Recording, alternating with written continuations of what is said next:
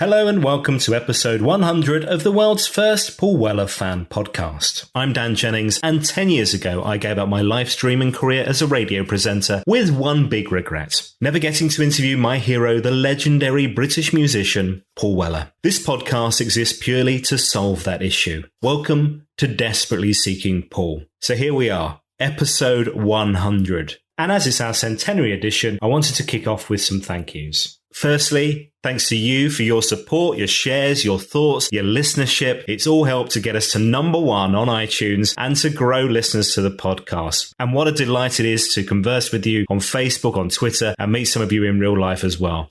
Thanks so much for your support once again. Hey, look, thanks to my wife and my family for letting me do this thing, evening, weekends and holidays, to create something truly unique and something that's special to me, and I hope special to you as well. Thanks to all the guests from past and present. It will be nothing without you, your honesty, your warmth, your stories and your generosity. Hugely, hugely appreciated. And of course, thanks to Paul Weller for the music, the live gigs, the story arc of 50 years from the creation of the Jam with Steve Brookes right up to now. And here's hoping, fingers crossed, for time in the future for what will undoubtedly be an epic interview at some point, right? Give us a call, Paul, when you're ready. So, episode 100 takes us to Ripley, the Surrey village that is home to Paul's studio Black Barn, but also home to Paul's mum, Anne. Together with her late husband, the legendary John Weller, Anne has been a key player in this story from the Jam to now. So it was an absolute honour to join Anne for a cuppa and a scone and a very special chat. Let's get into it. Anne Weller on Desperately Seeking Paul. This is lovely. Thank you for inviting me here. I didn't know you were coming even. Never mind. It's nice to meet you. This is episode 100 of the podcast, and it felt fit on the Centenary episode to talk to the Queen, Queen Weller, Anne Weller. Here we are in Ripley. What a beautiful part of the world. Yeah, came here in the war. I got bombed out in Chinkford. We came down, my dad had died in 42 in the war, and then my brother and my mum and I came down to Surrey, down to here. And it's right, I've just come back home. We lived in caravans. Right. In the fields behind Paul's studio. We lived in caravans, and we got a council house. But we lived there for quite a few years. And you've always kind of gravitated around this area, haven't you? I love Ripley, yeah. Because it just doesn't change. Well, it doesn't really change, you know. Not really. You can go off down the weir and go off down watch the cricket and that. I used to do the cricket teas 2 or 3 years ago. I think they got rid of me. Well, there's some good tea making in the Weller family from what I've heard. I like tea making. Paul's really good at it. He's come up a few times on the podcast. Hey, look, this is not like a bit weird that I've just come round to Paul's mum's house, because you've played a pivotal role in Paul's career from the early days of the Jam, the fan clubs, the Style Council, a really key part of all this. All their bloody suits. Well, we're going to get onto the ironing the shirts. Yeah. And obviously also like the memories and the memorabilia for the exhibitions and things like that as well, because I understand you're a bit of a magpie. Would that be fair? A little bit, and I come from a generation that don't throw nothing away, love. In the war, you didn't have anything, so you kept everything. And I think all people that were born in the war and not that, you just do. You don't throw things away, because you never know, or somebody else might want it, or you might need it. Well, thank goodness you have, because then the fans have been able to see all these things. We'll talk about more about the exhibition in a bit. Darling. So, first question. Usually on the podcast, my first question is, when did you first discover the music of Paul Weller? And I'm guessing for you, it would have been before any of us, because it had been him playing a guitar in his bedroom, I'd imagine. Well, yeah, because we had this guy come to live with us, Steve Brookes, because his mum and dad split up, and he was at school with Paul in Shearwater, and he didn't want to go to where his dad was, and he didn't want to go to where his mum was going. So I said, will you, if you want to share a bed with Paul and live up Stanley Road with no hot water and an outside loo, he can come, because they were a bit posher than us. They just were. They had more money, but Steve would for quite a few years. They took up the guitar, and they be up in their bedroom playing. And then I got this guy. He used to work in the record shop in Woking, and he used to sort of like teach them. So he'd teach them 2 for 1. Do you know what I mean? Because we couldn't afford from both. And were they getting any better? How many lessons did they have? Yeah, quite a few. We always went around the Workman's Club, because we were around the corner from us on a Saturday night, and all the bands would come. Rick Parfitt, he'd taken off and that. And Nick used to go to a club and that, and Rick used to help me farm them around. I'd drive one car and Rick Parfitt would drive the other and take us and that. So we just was to go around there, and then Paul took up as I say, Paul and Steve to play up in their room. John went up one day and said, how long are you going to sit up here playing that bleeding guitar? You're going to go and play out. So he started getting them little gigs in pubs, but they only had about 6 ones they could play, and they were all like, oldie ones and that. But then they just, I don't know, they just got on and that. Do you remember what the 6 songs were? It was like Chuck Berry and Little Richard and things like that. They would be all those sort of things, Johnny Be Good, all that sort of, be all the 60s stuff. Nikki said on the podcast that it was a musical household growing up. You and John really into music. I just love music. I have it. Well, you see me record player down there. I play records all day. What do you listen to? Anything. Engelbert, Tom Jones, anybody. Just love music. John wasn't he was a good pianist. He could play by ear. So he got this piano off this person, and we put it under the stairs in the dark.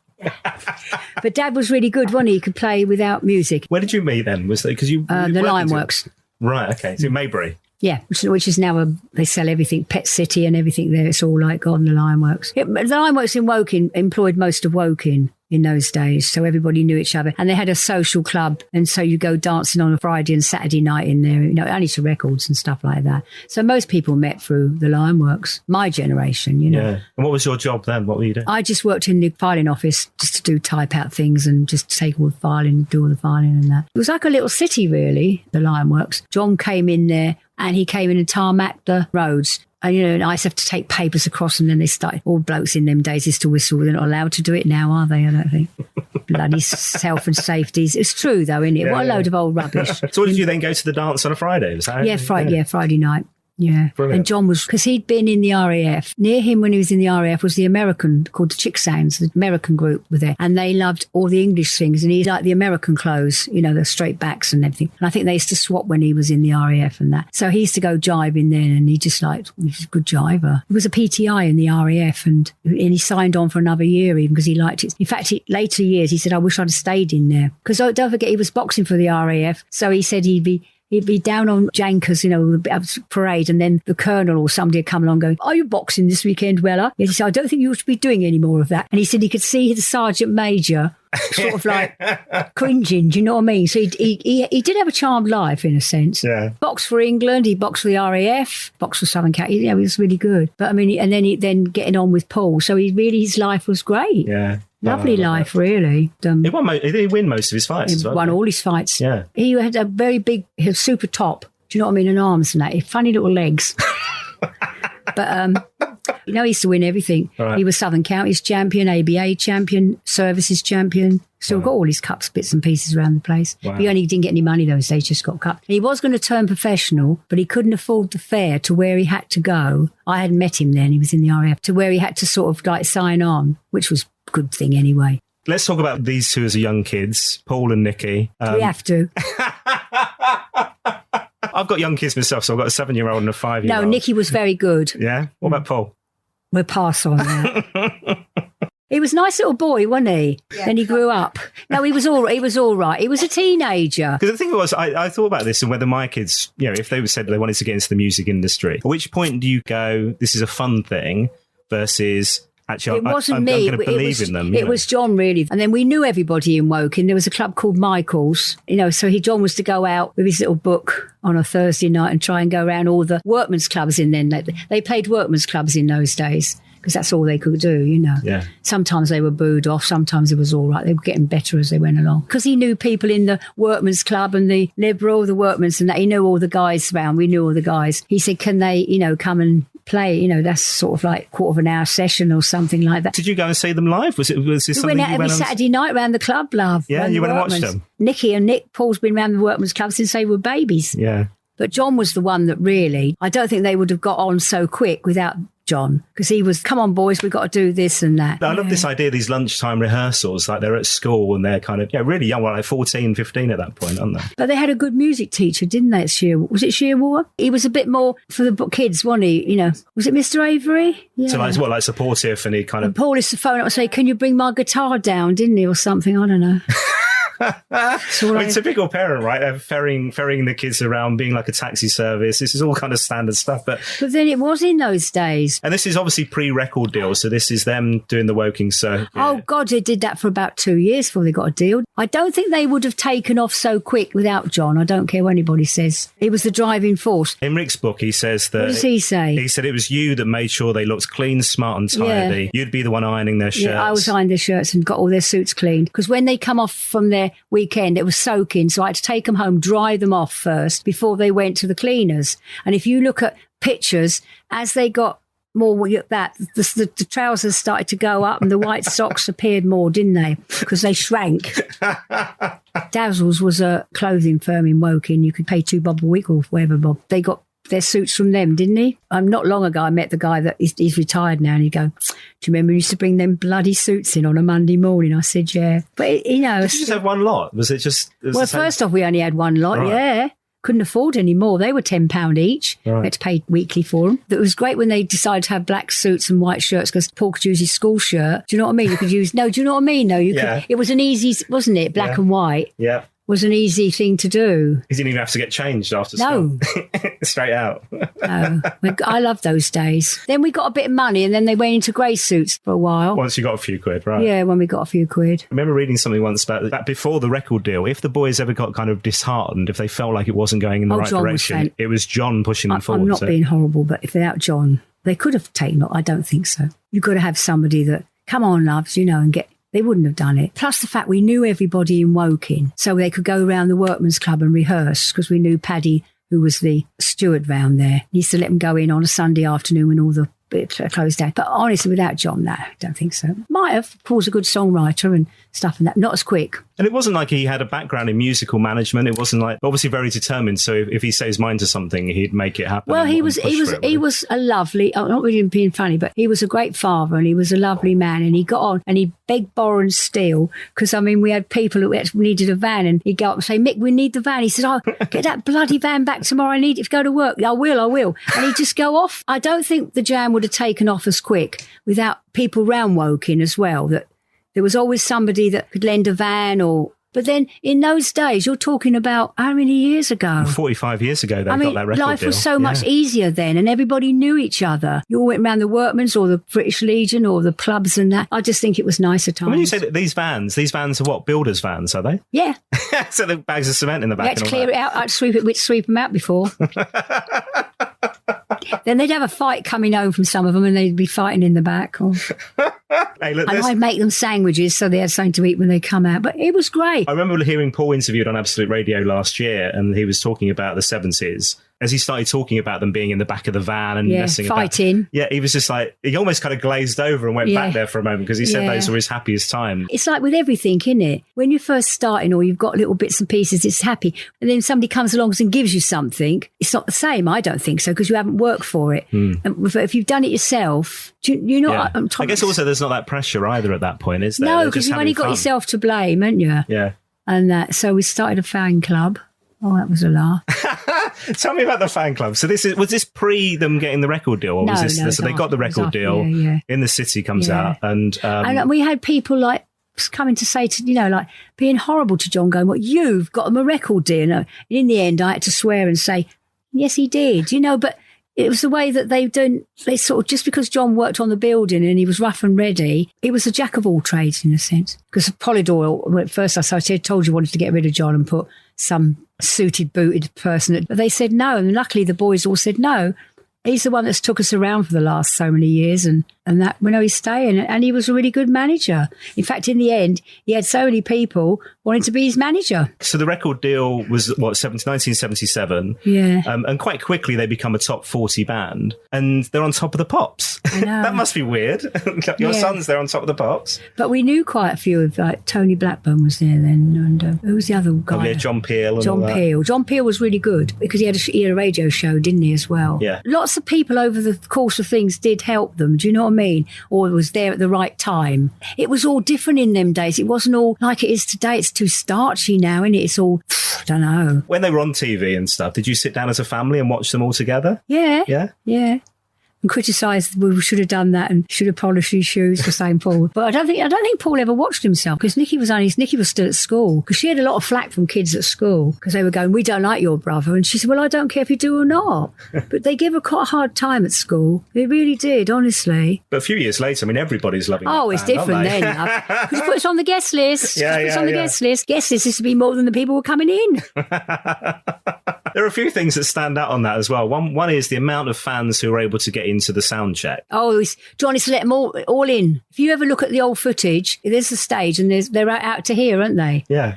Was that something that was decided together? How did you guys decide? No, just... Well, because if you think about it, Paul and John were novices, weren't they? They didn't know what was going on. Do you know what I mean? You just didn't, did you? You were like... just making up as they went along. Just make it as you go along. I love the idea of kids... like 14, 15, not being able to afford or not being allowed to go to the main gig, but still getting to see the jam in the afternoon and being let into the sound check is remarkable. I enjoyed those early days more than when they all got... Well, was that because you could see that it was becoming pressurised? No, we just had fun. And you never knew from one day to the other if you were going to be all right or not. You get booed off or they liked you. Do you know what I mean? Or they'd be fighting. Oh, I don't know.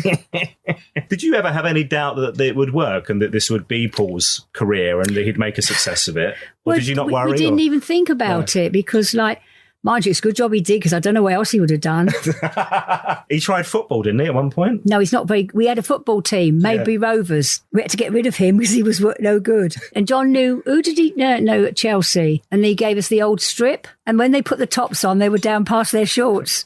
But they were Chelsea's old strips. It didn't matter. One thing that stood out to me about the fan club, so we mentioned the fan club earlier on. You put like your home address on there. I can't imagine this, but I know. So there's like a letter from Nikki and Anne. It's 44 Balmoral Drive. Nikki started the fan club. Yeah. And then being a teenager, she wanted to go out, so I used to help her. In Balmoral Drive, you had your front door, and then next door you had the coal shed with a door. But John, being a builder, he bought a window home, knocked it down, and made it into a little office. Oh, right.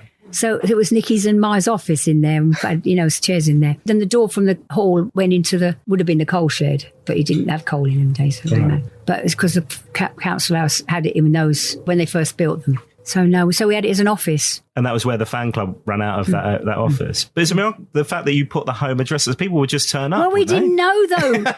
when you're green, you don't think. So but you just have fans would be turning up all the time, wouldn't they? Yeah. And come I had Nikki. What was the one from America that stayed for 3 days? Oh, Steve Hinders. He's been on the podcast. Oh, has he? Yeah, Steve. Yeah. He just turned up and They just used to turn up. And all I ever did was make tea, give them photos. And the fact some of them stayed and stuff, though, yeah? Yeah, it was hilarious. That's unbelievable. But if you think about it, though, all those people are still friends with us. And I think that's one of the things, we'll talk about the legacy of that band, but one of the big connections with the fans is the access, the fact they got into the sound check, those memories were created from those first gigs that they didn't pay for or whatever, and the connection they have with the Wellers. It's not just Paul, is it? Because the fan club was crazy. The amount of letters you get, the amount of members you had was mad, wasn't it? Well, the posts coming the entire time. Yeah, they used to bring them down in a van on their own, our little postman. But the neighbours were good because we'd all sit around having cups of tea, going through them. You'd put shitty ones on that thing, that the ones you had to do, and you know what I mean. You just sort it all out. Well, and fans have still got a lot of these letters. Like but the neighbours there were great. My neighbours in that Balmoral Drive were brilliant. They just were. Was there a time where you thought, you mentioned the Fun Days being that really early part, when they kind of became hugely successful and they're having #1 singles? Was there a time where you thought, you felt like, we've done it, this is success, this is what that feels like as a family? Not really, we just ploughed on to the next thing continuously. Okay. Did you used to go to the gigs much? We went to everything. John would go off with the band and the boys, and then me and Nick, we had a little 1100. Me and Nick would follow on because they had to get there early, then we'd go off later. They weren't calm affairs, those gigs, were they? No. When Nikki came on the podcast, back last February it was now, you were in the background and you said that John turned the air blue when Paul decided to split the jam. I can't repeat it. No. But it was a real shock. But because they were top of their game. Yeah. And we had fans come around there crying their eyes out. All I ever did was make tea for about a month. You've got to tell them to go back. I said, well, like a pilgrimage to the Weller house. I mean, it was a big shock to Rick and Bruce, really, in a sense, wasn't it? I suppose it was like an end of your life, really, for them, wasn't it? And also nothing they could do about it. That was the thing, completely out of your control. No, because Paul was the songwriter, and so Paul was... There was no changing his mind, right? Nope. No, he had this plan. I don't know what, to go on with. Don't know, he just had enough. I know for about a month, all I did was make tea and hand out tissues. I mean, I know them all still now. They've all got kids now, and they... You folks were young. I mean, you were young when you had Paul and Nikki as well, weren't you? So you were young anyway, I was right? 18 when I had Paul. Yeah, so it's not like... I was 40. What am I now? I was 40 when I had my kids. So my first John was a bit older than me because he was... When I married John, I was 17. He was about 5 or 6 years older than me, I suppose. He was so good looking, though. Could have been a bloody film star. He was, honestly. His hair. I mean, the amount of people who don't forget it was black in them days, those as well. Oh, Well, they used to call us the cottage industry. For years, we were called the cottage industry. It's so funny because Jimmy Percy, all that blinging lot, you can see lots of these different people going, oh, you're not going to amount to nothing. But you've always got to have somebody, haven't you, in the background? I mean, they wouldn't better drive vans. They weren't old enough. John could, if you ever met him, he could charm the birds out of the trees. He just had a way about him. Well, we'll talk more about, because there's so many fond memories from the fans and stuff as well. Oh, I know, the fans love John. Yeah. He used to call them little cockers. Get in here, little cockers. He's standing out there. Have you got enough money to get home? He was just, when he died, I mean, the letters I got, they just loved him. You mentioned the Style Council. We should talk about that, because it feels like a lot of people have talked about how, from a live point of view, live gigs, there were suddenly more women at the gigs. Oh, yeah, because, I mean, it was all blokes with the Jam, mostly, and their girlfriends under duress coming along with them. But the Style Council changed it. Then it got more girls coming, because it was more, well, Mick was in it, as you know. Yeah. Mick Talbot, Steve White, Dee. She was quite a good voice, Dee, isn't she? Yeah. That crew together, the four of them together, made such a brilliant band. Oh, brilliant. And we had such good times. And the songs were totally different from the Jam, weren't they? As a listener, as somebody who loves music, did you have a preference between the bands? Between the Jam? I just liked love the songs. Just like anything. I like the energy of the Jam, because you got that... Yeah. 3 minutes and it was over. I like the energy. And then I like the melodic and the lovely things of the Style Council. No, he's been a very lucky boy, actually, going from one to another and then leaving that and then going solo, hasn't he, really? Yeah, and the Style Council, you think about it now, now time seems to fly by so quickly, doesn't it? How long have they been split up? Style Council was 89, so and they were only together 7 years. Which you think is 7 years now is gone in the blink of an eye, isn't it? Yeah. It's no time at all, really. But both these bands left such a massive legacy. They mean so much to people, don't they? Yeah, well, and different generations in a sense, isn't it? They remember when they were young with the Jam, then they remembered when they were young with the Style Council. All me and Nicky ever did was fill bleeding envelopes, weren't we, Nick? Well, you say that. There's a wonderful moment on Dutch television. I don't know if you remember this. Dutch television, 1983. I don't know what it was. There's this live vocal that they're doing of Speak Like a Child from a hotel bedroom, and you pop in with a tray of tea. Mrs. Overall, would you like a nice cup of my acorn coffee? Was Mrs. What was her name? Yeah, it was Acorn and tea. Oh, it was lovely, wasn't it? She's Julie Waters, wasn't it? She was brilliant at that. But that was, I think, I came in with the tea. The Torch. So we're back into another fan club, though. The Torch Society again. Different flavour, though. It's a real mix of letters from. But more girls, wasn't it, Nick? I was going to say a lot of swooning, right? So there are. It's your son's suddenly a sex symbol. Not what I call him, but anyway. The other thing that we should talk about, obviously, the Style Council, a very political band. Is that something you and Paul would have conversations about his politics? No. Did you agree on stuff, disagree on stuff? No, because I'm a conservative and Paul's a whatever he is. And he said to me, why are you conservative? Because I've always been a conservative. I said, I just have. Don't ask me why. I've always been a conservative. So when he was attacking Maggie and his lyrics and stuff, did that bother you? Nah. Didn't take notice of him. But, you live in a council house and it doesn't matter. I've just always been a conservative. Don't ask me why. The state of the bloody Labour lot, bloody hell. It's amazing how so many of those songs still resonate today, though. The fact that you've kind of Paul's written stuff that's, 35 years ago. Yeah, and it all comes to fruition, doesn't it? All still lots of it. Full circle, right? Same thing. It's it's incredible. The Style Council, it feels like, were very misunderstood at the time. Not everybody got the humour, did they? No, but I think, too, all the people that were Jam fans were gutted, weren't they? And I think people didn't think the Style Council were going to take off. And it was a totally opposite, wasn't it, from the Jam? You couldn't have two more different groups, could you? One was, and then the Style Council was all nice, wasn't it?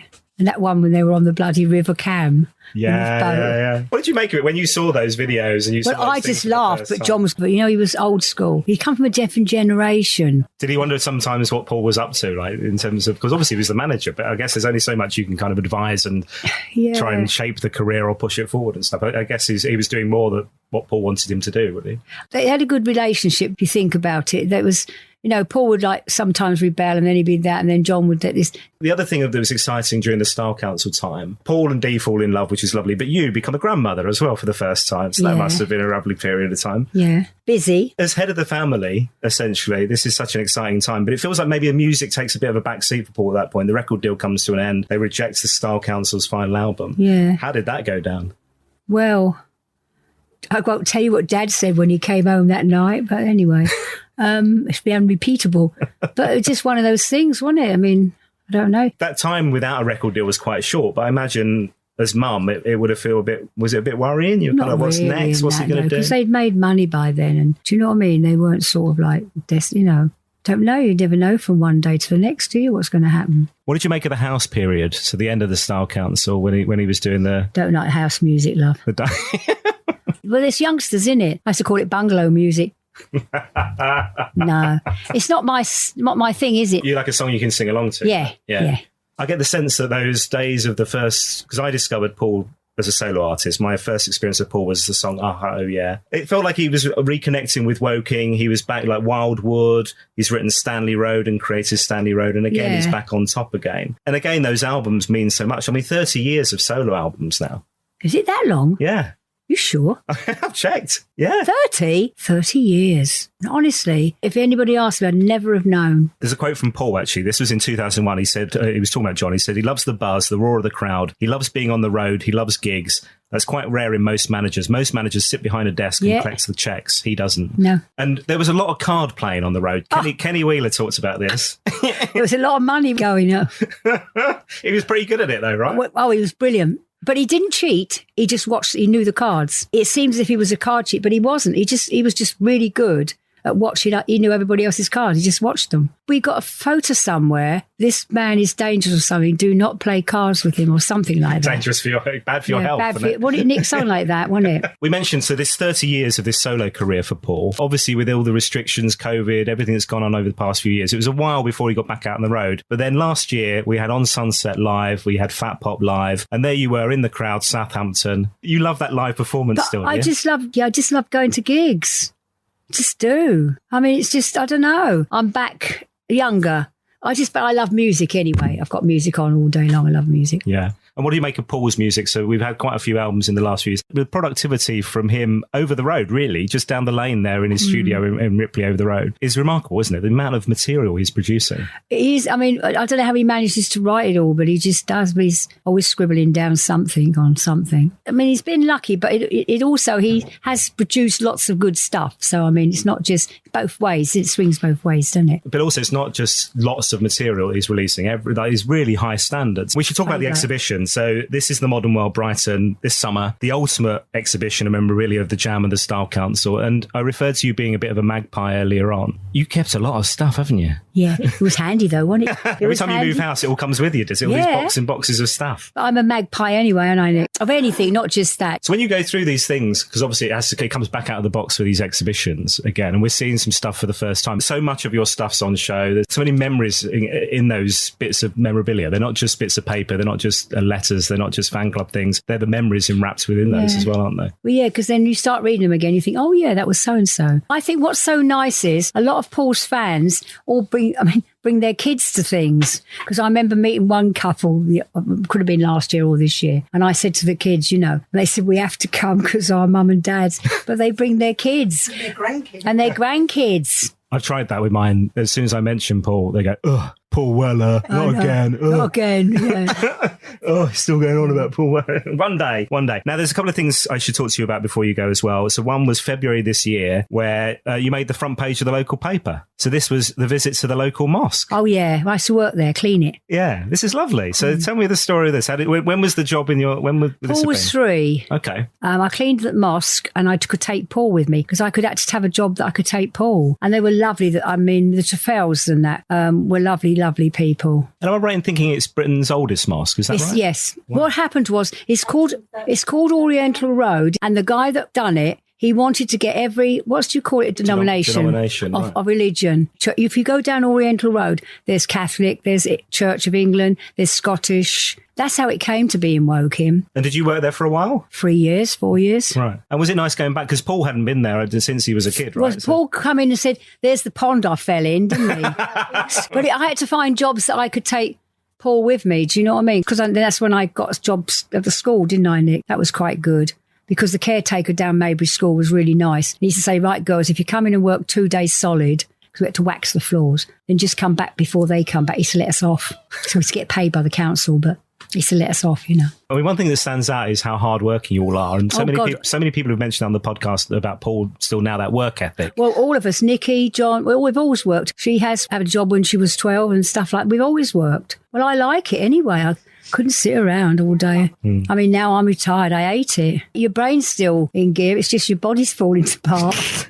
Some questions from, I have to ask you from Tufty, right? So Tufty said, ask her about jam sandwiches. I don't know what that means. I just used to make them jam sandwiches. Didn't I? Is that the band? So the band would go off on tour on these gigs and they're taking a pack lunch. No, this was more like, right. No, I'm not talking about the big. The pre-signing to Polydor, right, okay. Yeah. So when they were properly not when the jam was first starting off. I could just imagine he's top of the pops, he's taking a packed lunch with him. Trouble is with Paul, he'd eat them before, because Paul could eat for England. And then another one, Tufty says, tell us about giving Japanese girls John's dinner. Oh, yeah. These girls turned up from Japan, 3 of them. And I thought, what the bloody hell am I going to give them? So I think I gave him John's dinner. I thought I could cook him an egg and bacon or so when he comes home. There's a story about Paul and Steve Craddock in Ripley and a call in the middle of the night. Does this ring any bells? And they were sitting in the middle of the road. Yeah, what's this? Tell me about this. Drunk.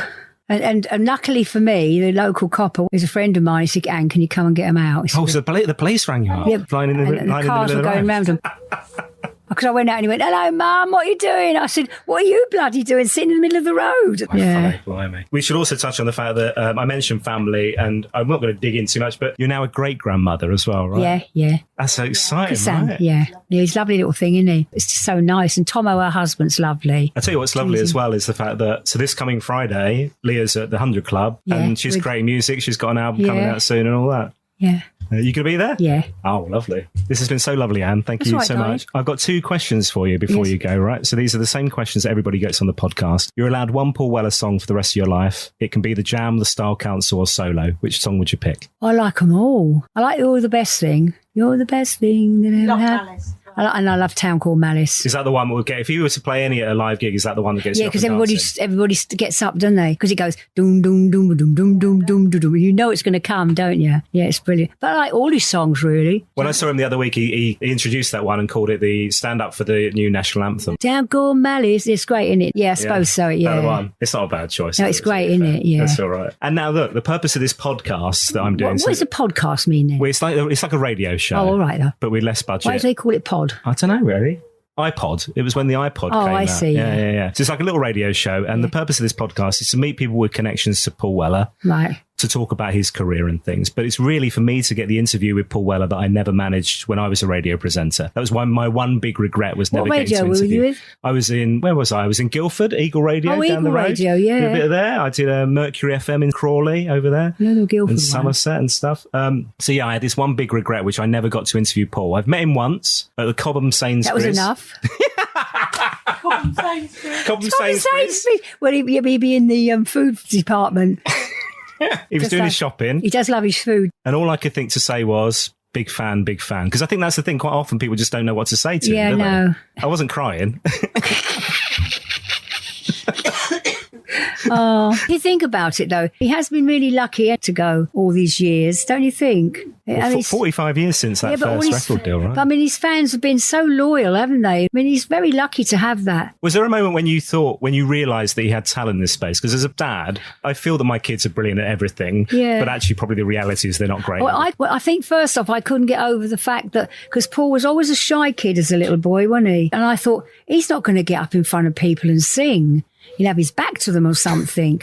You know, I mean, I couldn't see him as a front man. I mean, Brooksy was in your face, wasn't he? I mean, he was, what Brooksy was going to be all right. But no, it was weird, I suppose. Then you just get used to it. Sometimes I think about it, but now it's so many years, What's happened with Paul is too, he's got such a diversity of fans, young, old. I mean, some of the people that say to me, I really like your son, and I look at him, I'm thinking, do you? Also the diversity of material. So you never really know what you're going to get with Paul. I mean, we've had classical albums, pop albums, dance albums, reggae songs, he's happy to cover all kinds of genres and just let the music take him wherever he wants it to take him. Right? Yeah. I think it was because the punk days were totally different because before that was all bands and all, singers, like. Then the punk came along. It changed everything, didn't it, really? Tufty was saying he was trying to get Paul to wear different clothes, to ditch the suits that we talked about earlier. Yeah. And he wanted him to kind of, go with the pins, and all that. Paul did wear some kind of boiler suit at some point, didn't he, for something? Oh, yeah, but Paul done things just to wind people up most of the time, didn't he? Mainly you lot, right? Well, yeah. And then I won't tell you what John would say. No, but Paul is like that. I think he likes annoying people. I don't know. He'll do something like that, and then all of a sudden he'll start laughing, knowing that he's sort of like caught you out on something. He's done the wind-up's done. He's got you. So the point was, so if I do get the interview with Paul Weller, this feels weird calling him by his full name. So if I get the interview with Paul, what should I talk to him about? Is there anything I should ask him? Any topics of conversation you think he'd appreciate? Clothes, music and food. Nicky said the same thing. Has he always been into the clothes? The clothes is from a kid. And where does that love of clothes come from? I like clothes. Right, it came from you. You're the fashionista, are you? Well, not really, but Imelda Marcos and sewing. Oh, in the past, yeah. Oh, really?